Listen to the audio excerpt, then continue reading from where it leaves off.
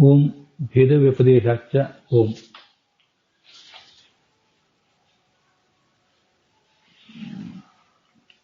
ಪಂಚಭೇದಗಳ ಒಂದು ಪ್ರತಿಪಾದನೆ ಶಾಸ್ತ್ರದಲ್ಲಿ ಕಂಡು ಬಂದಿದೆ. ಆದ್ದರಿಂದ ಜೀವಬ್ರಹ್ಮರು ಕೂಡ ಭಿನ್ನರಾಗಿದ್ದಾರೆ. ಆದ್ದರಿಂದ ಆನಂದಮಯ ಆದವನು ಪರಮಾತ್ಮನೇ ಹೊರತು ಬೇರೆ ಯಾವ ಜೀವರು ಅಲ್ಲ ಅಂತ ಪ್ರತಿಪಾದನೆ ಮಾಡ್ತಾ ಇದ್ದಾರೆ. ಅದಕ್ಕೆ ಸಂಬಂಧಪಟ್ಟಂತೆ ದತ್ತಪ್ರಕಾಶಕ ನೋಡಿದ್ದೇವೆ. ಅದರಲ್ಲಿ ಭೇದ ದೃಷ್ಟ್ಯಾಭಿಮಾನೀನ ಅನ್ನುವಂಥ ಶ್ಲೋಕ, ಅದನ್ನು ಕೂಡ ನೋಡಿದ್ದೇವೆ. ಭೇದ ದೃಷ್ಟ್ಯಾಭಿಮಾನೀನ ನಿಸ್ಸಂಗೀನಾಪಿ ಕರ್ಮಣ ಕರ್ತೃತ್ವ ಸುಗುಣಂ ಬ್ರಹ್ಮ ಪುರುಷಂ ಪುರುಷರ್ಷಭ. ಒಂದೆರಡು ದಿವಸದಿಂದ ಭೇದ ದೃಷ್ಟ್ಯಾಭಿಮಾನೀನ ಅನ್ನುವುದ ಶ್ಲೋಕದ ಅರ್ಥದ ಬಗ್ಗೆನೇ ನಮ್ಮ ಗಮನ ಕೇಂದ್ರೀಕರಿಸಿದ್ದೆವು. ಅದನ್ನ ಉಪಸಂಹರಿಸಿ ಮುಂದೆ ಹೋಗಬೇಕು. ಭೇದ ದೃಷ್ಟ್ಯಾಭಿಮಾನೇನ ಅನ್ನೋದನ್ನ ಮತ್ತೊಂದು ಸಾರಿ ಮನನ ಮಾಡಿದಾಗ ಒಟ್ಟಾರೆ ಅದಕ್ಕೆ 3 ಅರ್ಥಗಳನ್ನು ಹೇಳಬಹುದು ಅಂತ ಕಾಣಿಸ್ತು. ಭೇದ ದೃಷ್ಟ್ಯ ಅಭಿಮಾನೇನ, ಈ ಚತುರ್ಮುಖ ಬ್ರಹ್ಮ ಪರಮಾತ್ಮನಿಗೂ ತನಗೂ ಅಥವಾ ಈ ಒಟ್ಟಾರೆ ಪಂಚಭೇದವನ್ನು ಅನುಸಂಧಾನ ಮಾಡಿದೆ. ಹಾಗೆ ಭಗವಂತನಲ್ಲಿ ಗೌರವವನ್ನು ಅದನ್ನು ಕೂಡ ಅನುಸಂಧಾನ ಮಾಡಿದೆ. ಗೌರವವನ್ನು ಅಥವಾ ತನಗೆ ಯುಕ್ತವಾದಂತಹ ಜ್ಞಾನವನ್ನು. ಭೇದ ದೃಷ್ಟಿ ಅಂತ ಒಂದು, ಪಂಚಭೇದ ಜ್ಞಾನ ಅದಿನ್ನೊಂದು. ಹೀಗೆಲ್ಲ ಭೇದ ದೃಷ್ಟಿ ಅಂದ್ರೆ ನಾನು ಹೇಳೋ ಸ್ವಲ್ಪ ವ್ಯತ್ಯಾಸ ಮಾಡಿದೆ. ಭೇದ ದೃಷ್ಟಿ ಅಂದ್ರೆ ಪಂಚಭೇದ ಜ್ಞಾನ, ಅಭಿಮಾನ ಅಂದ್ರೆ ಸ್ವಯೋಗ್ಯವಾದ ಪೂರ್ಣ ತತ್ವಜ್ಞಾನ. ಹೀಗೆ ಭೇದ ದೃಷ್ಟಿಯ ಅಭಿಮಾನೇನ ಅಂತ ತೃತೀಯ ವಿಭಕ್ತಿ ಇರೋದ್ರಿಂದ ಭೇದ ದೃಷ್ಟಿ ಅಂತ ಒಂದು ಸಂಗತಿ. ಅವನಿಗೆ ಮುಕ್ತಿಗೆ ಕಾರಣ ಆಗಲಿಕ್ಕೆ, ಅವನ ಮುಕ್ತಿಯನ್ನು ಪಡ್ಕೊಳ್ಳಿಕ್ಕೆ ಕಾರಣಗಳು ಏನೇನು ಅಂತ ಪ್ರಶ್ನೆ ಬಂದಾಗ 2 ಕಾರಣಗಳು, ಒಂದು ಭೇದ ದೃಷ್ಟಿ ಮತ್ತೊಂದು ಅಭಿಮಾನ. ಇದು ಒಂದರ್ಥ. ನಾನು ಇನ್ನೊಂದು ಅರ್ಥ ಹೇಳಿದ್ದೆ, ಭೇದ ದೃಷ್ಟಿಯಿಂದ ಹುಟ್ಟಿದ ಅಭಿಮಾನ ಅಂತ. ಕಳೆದ ದಿವಸ ಹೇಳಿದ್ದೆ ಅದನ್ನು. ಜೀವ ತನಗೂ ಪರಮಾತ್ಮನಿಗೂ ಭೇದವನ್ನು ತಿಳಿದಿರುವುದರಿಂದಲೇ ಆ ಭಗವಂತನ ಬಗ್ಗೆ ಇವನಿಗೆ ಗೌರವವನ್ನು ಭಕ್ತಿಯನ್ನು ತಾಳ್ಲಿಕ್ಕಾಗ್ತದೆ ಅಂತ ಇದು 2ನೇ ಅರ್ಥ. ಇನ್ನ ಭೇದ ದೃಷ್ಟ್ಯಾಭಿಮಾನೇನ ಅಂತನ್ನೋದಕ್ಕೆ ಭೇದ ದೃಷ್ಟಿ ಎಂಬ ಪೂಜೆಯಿಂದ ಅಂತ ಇನ್ನೊಂದು ಅರ್ಥ. ಅಭಿಮಾನ ಅನ್ನೋ ಶಬ್ದಕ್ಕೆ ಪೂಜಾ ಅಂತ ಕೂಡ ಅರ್ಥ ಮಾಡ್ಲಿಕ್ಕೆ ಬರ್ತದೆ ಅಂತ ಇದು ಇನ್ನೊಂದು ಅರ್ಥ ಪಡೆದದ್ದು. ಅದನ್ನು ಕೂಡ ತಿಳ್ಕೊಂಡು ಮುಂದೆ ನಾವು ಸಾಗಬೇಕು. ಭೇದ ದೃಷ್ಟಿ ಅನ್ನುವುದೇ ಪೂಜೆ. ಇದು ನಾವೇನು ಭಗವಂತನಿಗೆ ಅಭಿಷೇಕ ಇತ್ಯಾದಿಗಳನ್ನು ಮಾಡ್ತೀವಿ, ಆ ಅಭಿಷೇಕ ಅಲಂಕಾರ ಇತ್ಯಾದಿಗಳನ್ನು ಮಾಡುವಂತೆ ಭಗವಂತನಲ್ಲಿ ಗುಣಾನುಸಂಧಾನ ಏನು ಮಾಡ್ತೇವೆ, ಅದು ಬಹಳ ಮುಖ್ಯವಾದಂತಹ ಪೂಜಾ. ಹೀಗೆ ಭೇದ ದೃಷ್ಟಿ ಎಂಬ ಪೂಜೆ ತೃತೀಯ ವಿಭಕ್ತಿನೇ ಇರೋದ್ರಿಂದ, 2 ಕೂಡ ಸಮಾನಾಧಿಕರಣಗಳು ಅಂದ್ರೆ ಒಂದೇ ವಿಭಕ್ತಿಯಲ್ಲಿ ಇರೋದ್ರಿಂದ ಭೇದ ದೃಷ್ಟಿ ಎಂಬ ಪೂಜೆಯನ್ನ ಸಲ್ಲಿಸುವುದು ಅಂತ ಹೀಗೊಂದು ಅರ್ಥನೂ ಕೂಡ ಮಾಡಬಹುದು ಅಂತ ನನಗೆ ಕಾಣಿಸ್ತದೆ.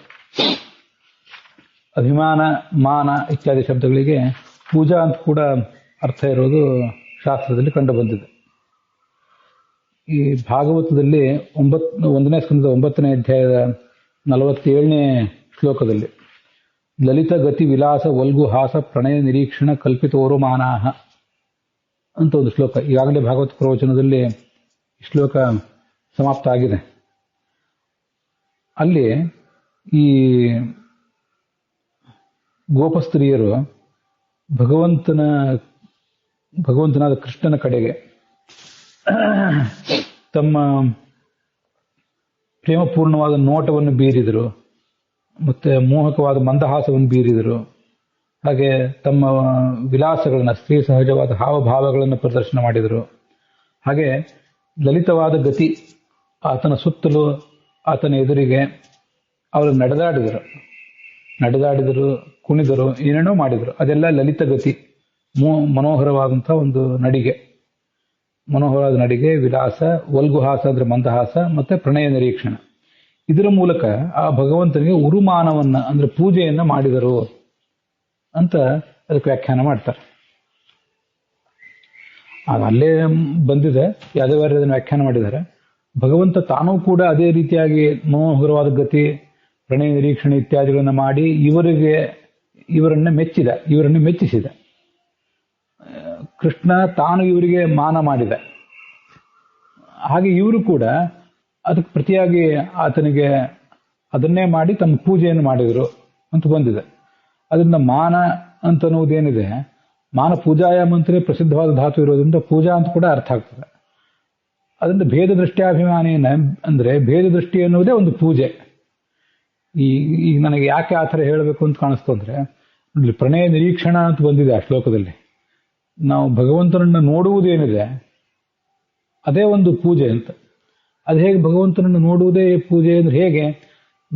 ಭಕ್ತಿಪೂರ್ಣವಾದ ನೋಟದಿಂದ ನೋಡುವುದು ಒಂದು ಪೂಜೆ. ಮತ್ತೆ ಅವರು ಆ ಗೋಪಸ್ತ್ರೀಯರು ಪ್ರೇಮಪೂರ್ಣವಾದ ನೋಟದಿಂದ ನೋಡುವುದು ಪೂಜೆ. ಹಾಗೆ ಭೇದ ದೃಷ್ಟಿಯಿಂದ ನೋಡುವುದೇ ಒಂದು ಪೂಜೆ. ಇವೆಲ್ಲ ಬೇಸಿಕ್ ಪೂಜೆಗಳಿವು. ನಾವು ಹೀಗೆ ಭಗವಂತನನ್ನ ಭಿನ್ನ ಅಂತ ತಿಳಿದುಕೊಳ್ಳುವುದೇ ಎಲ್ಲ ನಮ್ಮ ಪೂಜೆಗಳಿಗೂ, ನಾವು ತೋರಿಸುವ ಭಕ್ತಿ ಇತ್ಯಾದಿಗಳಿಗೂ ಕೂಡ ಒಂದು ಬೇಸ್ ಇದು. ಆ ಭೇದವನ್ನು ಬೇಸಾಗಿಟ್ಟುಕೊಂಡೇ ಈ ಉಳಿದ ನಮ್ಮ ಪೂಜೆ ಇತ್ಯಾದಿಗಳೆಲ್ಲ ಸಲ್ಲುತ್ತವೆ. ಪೂಜೆ, ಭಕ್ತಿ, ಜ್ಞಾನ, ಮಹಾತ್ಮ್ಯಪೂರ್ವಕವಾದ ಜ್ಞಾನ, ಇದೆಲ್ಲ ಜ್ಞಾನಪೂರ್ವಕವಾದ ಭಕ್ತಿ ಇವೆಲ್ಲವೂ ಸಲ್ಲುತ್ತವೆ. ಹೀಗೆ ಒಟ್ಟರ್ಥ ಭೇದ ದೃಷ್ಟಿ ಮತ್ತು ಅಭಿಮಾನ ಅಂತ ಒಂದರ್ಥ, ಭೇದ ದೃಷ್ಟಿಯಿಂದ ಹುಟ್ಟಿದ ಅಭಿಮಾನ ಅಂತ ಒಂದರ್ಥ, ಭೇದ ದೃಷ್ಟಿ ಎಂಬ ಪೂಜೆ ಅಂತ ಇನ್ನೊಂದರ್ಥ. ಇಷ್ಟ ಅರ್ಥಗಳನ್ನು ಅನುಸಂಧಾನ ಮಾಡಬಹುದು ಅಂತ ಕಾಣಿಸ್ತು. ಅಂಥ ಭಗವಂತನನ್ನ ಅವನು ಹೊಂದಿದ ಅಂತ ಇಷ್ಟ ಅರ್ಥ ಬಂದಿದೆ. ಅಭಿಮಾನ ಅಂತ ಅನ್ನೋದಕ್ಕೆ ಗೌರವ ಅಂತ ಅರ್ಥ ಮಾಡಿದ್ದಾರೆ. ಜಯತೀರ್ಥರು ಅದಕ್ಕೆ ಪರಮೇಶ್ವರ ಬಹುಮಾನೇನ ಅಂತ ಅರ್ಥ ಮಾಡಿದ್ದಾರೆ. ತ್ರಿವಿಕ್ರಮ ಪಂಡಿತರು ಅಭಿತೋ ಮಾನೇನ ವಿಶೇಷ ಜ್ಞಾನೇನ, ವಿಶೇಷವಾದ ಜ್ಞಾನ, ತಾವು ಎಷ್ಟೆಷ್ಟು ಜ್ಞಾನವನ್ನು ಪಡ್ಕೊಳ್ಳಿಕ್ಕೆ ಸಾಧ್ಯವೋ ಅಷ್ಟೆಲ್ಲ ಜ್ಞಾನ ಅಂತ ಅರ್ಥ ಮಾಡಿದ್ದಾರೆ. ಇದನ್ನೆಲ್ಲ ನಾವು ಕಳೆದ ದಿವಸ ನೋಡಿದ್ದೀವಿ.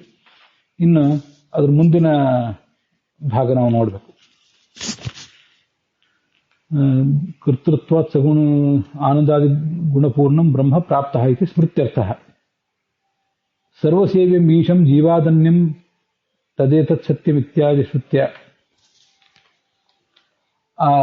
ಮುಂದೆ ಸೂತ್ರ ಭಾಷ್ಯದಲ್ಲಿ ಜುಷ್ಟಂ ಯದಾ ಪಶ್ಯತ್ಯನ್ಯಮೀಶಂ ಅಸ್ಯ ಮಹಿಮಾನಮಿತಿ ವೀತ ಶೋಕಃ ಅಂತ ಮುಂಡಕೋಪನಿಷತ್ತಿನ ಮಾತು ಕೇಳಿ ಬರ್ತದೆ. ಅದನ್ನ ಯಾಕೆ ತಗೊಂಡಿದ್ದಾರೆ ಅಂದ್ರೆ, ಅನ್ಯಂ ಈಶಂ,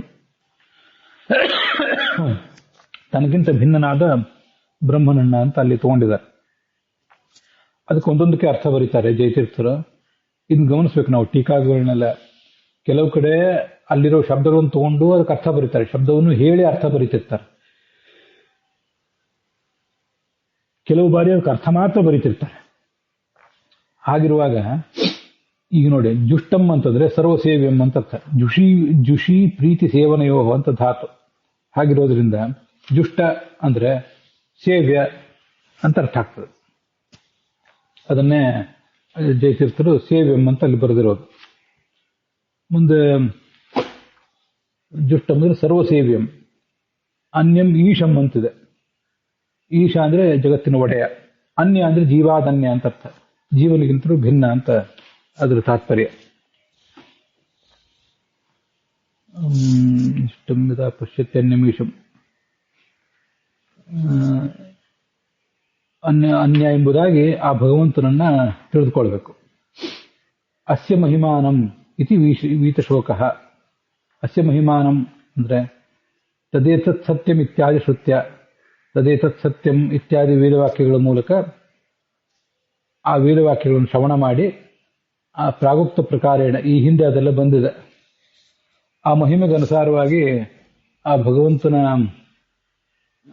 ಆ ಶ್ರುತಿಗನುಸಾರವಾಗಿ ಭಗವಂತನ ಮಹಿಮೆಯನ್ನು ತಿಳಿದರೆ ಯದಾ ಪಶ್ಯತಿ ತದಾ ಮುಕ್ತೋ ಭವತಿ ಇದು ಶ್ರುತ್ಯರ್ಥ.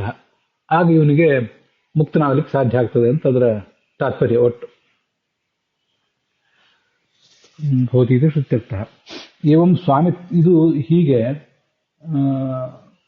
ಅದ್ವೈತವನ್ನ ಶ್ರುತಿ ಹೇಳ್ತಾನೆ ಇಲ್ಲ ವಾಸ್ತವಿಕವಾಗಿ. ಒಂದು ವೇಳೆ ಹೇಳಿದರೂ ಕೂಡ ಅದಕ್ಕೆ ಪೂರ್ಣ ಅಭೇದ ಅಂತ ಅರ್ಥ ಅಲ್ಲ, ಅದಕ್ಕೆ ಬೇರೆನೇ ಅರ್ಥ ಇದೆ. ಅಭೇದ ಅನ್ನೋದು ಅಂತರ್ಯಾಮಿ ಎಂಬ ದೃಷ್ಟಿಯಿಂದ ಅಭೇದ, ಸ್ವಾಮಿ ಎಂಬ ದೃಷ್ಟಿಯಿಂದ ಅಭೇದ, ಸರ್ವೋತ್ಕೃಷ್ಟ ಎಂಬ ದೃಷ್ಟಿಯಿಂದ ಅಭೇದ ಅಂತ ಅದಕ್ಕೆ ತಾತ್ಪರ್ಯ ಆಗ್ತದೆ. ಅದೆಲ್ಲ ತೋರಿಸ್ಕೊಟ್ಟಿದ್ದೇವೆ. ಈಗ ಇನ್ನೊಂದು ರೀತಿಯಿಂದ ಕೂಡ ತೋರಿಸ್ಕೊಡ್ತಾ ಇದ್ದಾರೆ. ಸ್ವಾಮಿತ್ವಾರ್ಥತೆಯ ಅದ್ವೈತ ಶ್ರುತಿ ವ್ಯಾಖ್ಯಾಯ. ನಮ್ಗೆಲ್ಲರಿಗೂ ಭಗವಂತ ಸ್ವಾಮಿಯಾಗಿದ್ದಾನೆ, ನಿಯಾಮಕನಾಗಿದ್ದಾನೆ ಅನ್ನೋ ದೃಷ್ಟಿಯಿಂದ ಅದ್ವೈತ ಶ್ರುತಿಗಳನ್ನು ವ್ಯಾಖ್ಯಾನ ಮಾಡಿದರು. ಇನ್ನು ಅಂತರ್ಯಾಮಿ ಎಂಬ ದೃಷ್ಟಿಯಿಂದ ಈಗ ವ್ಯಾಖ್ಯಾನ ಮಾಡ್ತಿದ್ದಾರೆ. ಸ್ವಾಮಿ ಅಂದರೆ ಒಡೆಯ ಅಂತ ಅರ್ಥ, ಅಂತರ್ಯಾಮಿ ಅಂದರೆ ಒಳಗಿರುವವನು ಅಂತ ಅರ್ಥ. ಶ್ರುತಿ ಮತ್ತು ಸ್ಮೃತಿಗಳ ಆಧಾರದಿಂದ ಆ ಥರ ವ್ಯಾಖ್ಯಾನ ಮಾಡಿ ಈಗ ತೋರಿಸ್ತಾ ಇದ್ದಾರೆ.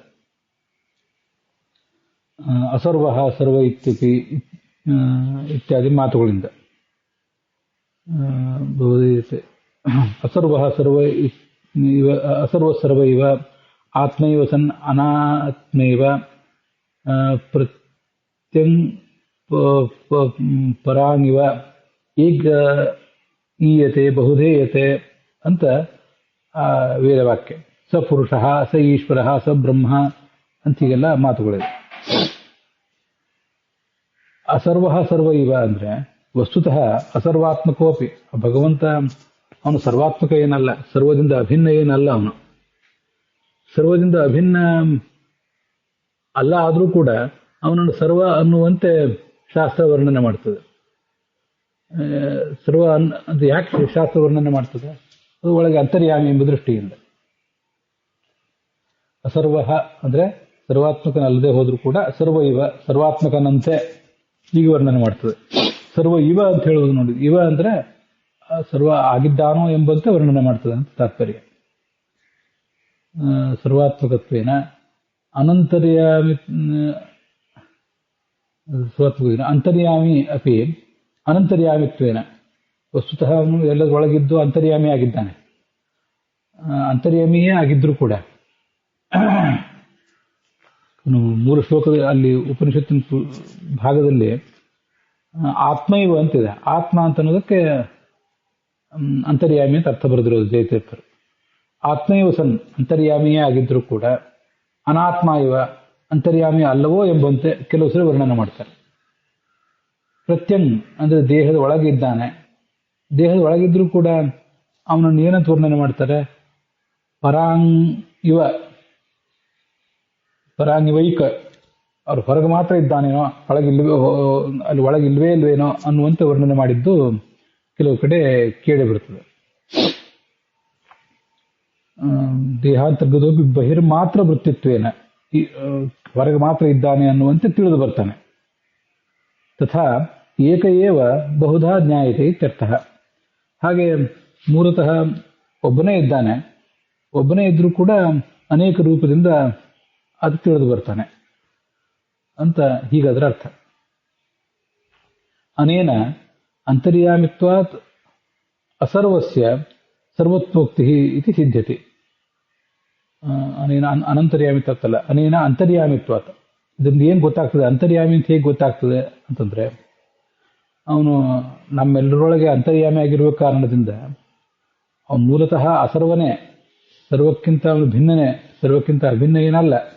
ಆದರೂ ಕೂಡ ಅಂತರ್ಯಾಮಿ ಆಗಿದ್ದರಿಂದ ಅವನನ್ನು ಸರ್ವ ಅಂತ ವರ್ಣನೆ ಮಾಡ್ತಾರೆ. ಸರ್ವ ಅಂತ ವರ್ಣನೆ ಮಾಡಲಿಕ್ಕೆ ಏನು ಕಾರಣ? ಅಸರ್ವಸ್ಯ ಸರ್ವತ್ವೋಕ್ತಿ ಕಥಂ ಅಂತ ವಿಚಾರ ಮಾಡಬೇಕಲ್ಲ. ಅವನು ಸರ್ವನಲ್ಲ, ಆದರೂ ಕೂಡ ಸರ್ವನಂತೆ ವರ್ಣನೆ ಮಾಡಲಿಕ್ಕೆ ಕಾರಣ ಏನು?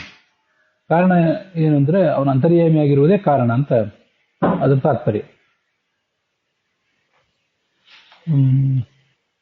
ಸಪುರುಷ, ಪುರುಷ ಅಂದ್ರೂ ಇದು ನಮ್ಮೆಲ್ಲರನ್ನು ನಿಯಂತ್ರಿಸುವ ವ್ಯಕ್ತಿಯಾಗಿದ್ದಾನೆ.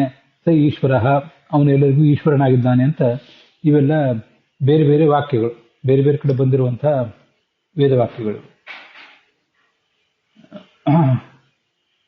ಪುರುಷ ಅಂತ ಯಾಕೆ ಕರೀತಾನೆ ಅಂದ್ರೆ ಪೂರ್ಣ ಷಡ್ಗುಣನಾದ್ರಿಂದ ಮತ್ತೆ ದೇಹವೆಂಬ ಪುರದಲ್ಲಿ ಇರುವುದರಿಂದ ಪುರುಷ ಅಂತ ಅವನನ್ನ ವರ್ಣನೆ ಮಾಡ್ತಾರೆ. ಈ ತರ ಎಲ್ಲ ಬೇರೆ ಬೇರೆ ರೀತಿಯಾಗಿ ಶ್ರುತಿಗಳು ವರ್ಣನೆ ಮಾಡಲಿಕ್ಕೆ ಇದೇ ಕಾರಣ ಅಂತ ಅವ್ರ ತಾತ್ಪರ್ಯ. ನಾವು ಅಂತರ್ಯಾಮಿ ಆಗಿರುವುದೇ ಕಾರಣ ಅಂತ ತಾತ್ಪರ್ಯ. ಅಸರ್ವ ಸರ್ವ ಇತ್ಯಪಿ ಅಸರ್ವ ಸರ್ವ ಇವ ಆತ್ಮೇವ ಸನ್ನಾನಾತ್ಮೇವ ಅನ್ನುವ ಮಾತುಗಳು ನಮಗೆ ಸ್ಪಷ್ಟವಾಗಿ ಅವನ ಅಂತರ್ಯಾಮಿ ಅನ್ನೋ ದೃಷ್ಟಿಯಿಂದ ತಿಳಿದು ಬರೋದಿಲ್ಲ. ಅದಕ್ಕಾಗಿ ಸ್ಮೃತಿಯನ್ನು ಕೂಡ ಕೊಡ್ತಾರೆ.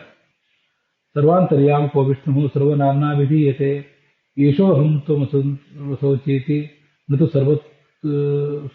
ಸರ್ವಸ್ವರೂಪತಃ ಅಂತ ಇದೊಂದು ವಾಕ್ಯ.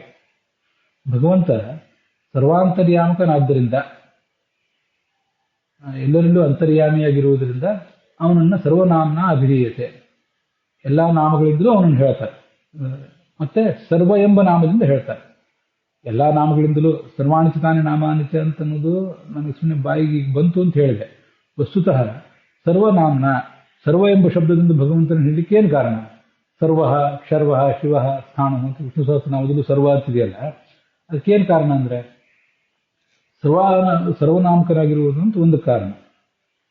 ಅದು ಮುಖ್ಯವಾದ ಕಾರಣ. ಸರ್ವ ಅಂತರ್ಯಾಮಿಯಾಗಿರುವುದು ಅನ್ನೋದು ಕಾರಣ. ಎಲ್ಲ ಶಬ್ದಗಳಿಂದಲೂ ವಾಚ್ಯನಾಗಿದ್ದಾನೆ ಅನ್ನೂ ಮುಂದೆ ಹೇಳಿದ್ದಾರೆ ನೋಡಿ. ಏಷಃ, ಅಹಂ, ತ್ವಂ, ಅಸೌ ಇತ್ಯಾದಿ ಶಬ್ದಗಳಿಂದ ಅವನು ವರ್ಣನೆ ಮಾಡ್ತಾರೆ. ಏಷಃ ಅಂತ ಅವನು ವರ್ಣನೆ ಮಾಡಲಿಕ್ಕೆ ಏನು ಕಾರಣ? ಎದುರಿಗಿರುವ ವ್ಯಕ್ತಿಯಲ್ಲಿ ಅವನು ಇರುವುದರಿಂದ. ಅಹಂ ಅಂತ ವರ್ಣನೆ ಮಾಡಲಿಕ್ಕೆ ಏನು ಕಾರಣ? ನನ್ನೊಳಗಾತ ಇರುವುದರಿಂದ. ತ್ವಂ ಅಂತ ಯಾಕೆ ಕಾರಣ ಅಂದರೆ ನಿನ್ನೊಳಗಿರುವುದರಿಂದ. ಅಸೌ ಈ ಎಲ್ಲ ಶಬ್ದಗಳಿಂದಲೂ, ಎಲ್ಲ ಸರ್ವನಾಮ ಶಬ್ದಗಳಿಂದಲೂ ಅವನು ವಾಚ್ಯ, ಸರ್ವ ಎಂಬ ಶಬ್ದದಿಂದಲೂ ವಾಚ್ಯ. ಇದಕ್ಕೆಲ್ಲ ಕಾರಣ ಏನು? ಸರ್ವಾಂತರ್ಯಾಮಕ ಆಗಿರುವುದೇ ಕಾರಣ ಹೊರತು ಮತ್ತು ಸರ್ವಸ್ವರೂಪತಃ, ಸರ್ವಸ್ವರೂಪರಾಗಿರುವುದು ಕಾರಣ ಅಲ್ಲ ಅಂತ ಅದರ ಅಭಿಪ್ರಾಯ. ಸರ್ವಕ್ಕಿಂತಲೂ ಆತ ಅಭಿನ್ನ ಅನ್ನೋ ದೃಷ್ಟಿ ಅಲ್ಲ. ಪ್ರತ್ಯಂಗ್ ಅಂದರೆ ದೇಹದಲ್ಲಿ ಅಂತರ್ಗತನಾದವನು, ಪರಾಂಗ್ ಅಂದರೆ ಹೊರಗಿರುವವನು. ಅದಕ್ಕೂ ಮತ್ತು ಈ ಆತ್ಮ ಅನಾತ್ಮ ಅನ್ನೋದಕ್ಕೂ ವ್ಯತ್ಯಾಸ ತೋರಿಸ್ಬೇಕು. ಪ್ರತ್ಯಂಗ್ ಅಂದರೆ ಒಳಗೆ ಇರುವುದು ಮಾತ್ರ, ಆತ್ಮ ಅಂದರೆ ಒಳಗಿದ್ದು ಅಂತರ್ಯಾಮಿ ನಿಯಾಮಕನಾಗಿರುವುದು. ಹೀಗದಕ್ಕೆ ಅರ್ಥ. ಅಂತಸ್ಥಿತ್ವ ಯಮಯತಿ ಇತಿ ಅಂತರ್ಯಾಮಿ ಅಂತ ಆಚಾರ್ಯರು ಒಂದು ಕಡೆ ಸರ್ವಮೂಲದಲ್ಲಿ ವರ್ಣನೆ ಮಾಡಿದ್ದಾರೆ. ಅದು ಬೃಹದಾರಣ್ಯಕ ಭಾಷೆಯಲ್ಲಿಯೂ ಬಂದಿರಬೇಕು. ಬೃಹದಾರಣ್ಯಕ ಉಪನಿಷತ್ತಿನ ಈ ಅಂತರ್ಯಾಮಿ ಬ್ರಾಹ್ಮಣದಲ್ಲಿ ಏನಂ ಆತ್ಮಾನಂ ಅಂತರೋ ಯಮಯತಿ, ಅಂತರ್ಯಾಮಿ ಅಂತ ಅನ್ನೋದಕ್ಕೆ ಇದು ಅರ್ಥ ನೋಡಿ. ಯಾಮಿ ಅಂದರೆ ಒಳಗಿರುವವನು ಅಂತ ಮಾತ್ರ ಅರ್ಥ ಅಲ್ಲ, ಒಳಗಿದ್ದು ನಮ್ಮನ್ನು ನಿಯಂತ್ರಿಸುವವನು ಅಂತ ಅರ್ಥ. ಯಾಮಿ ಅಂದರೆ ನಿಯಮನ ಮಾಡುವವನು, ಅಂತರ್ ಅಂದರೆ ಒಳಗಿದ್ದು ಅಂತ ಅರ್ಥ. ಇದಕ್ಕೆ ಒಂದು ಶ್ಲೋಕವನ್ನು ಕೂಡ ಆಚಾರ್ಯರು ಒಂದು ಕಡೆ ಹೇಳಿದ್ದಾರೆ. ಅಂತಸ್ಥಿತ್ವ ಯಮಯತಿ ಇತ್ಯಂತರ್ಯಾಮಿ ಉದಾಹೃತಃ ಅಂತ ಒಂದು ಶ್ಲೋಕನೂ ಕೂಡ ಆಚಾರ್ಯರು ಹೇಳಿದ್ದಾರೆ. ಅದು ಎಲ್ಲಿ ಅಂತ ಈಗ ನೆನಪಿಗೆ ಬರ್ತಿಲ್ಲ. ಅಂತೂ ಅಂತರ್ಯಾಮಿ ಅಂದರೆ ಒಳಗಿದ್ದು ನಿಯಮಿಸುವವನು ಅಂತಲೇ ಅರ್ಥ ಆಗ್ತದೆ. ಪ್ರತ್ಯಂಗ್ ಅಂದರೆ ಒಳಗಿರುವವನು ಅಂತ ಮಾತ್ರ ಅರ್ಥ. ಅಂತರ್ಯಾಮಿ ಅಂದರೆ ಒಳಗಿದ್ದು ನಿಯಮಿಸುವವನು ಅಂತ ಅರ್ಥ. ಅಲ್ಲಿಗೆ ಇವತ್ತಿನ ಈ ಭಾಗ ಸಮಾಪ್ತ ಆಗಿದೆ.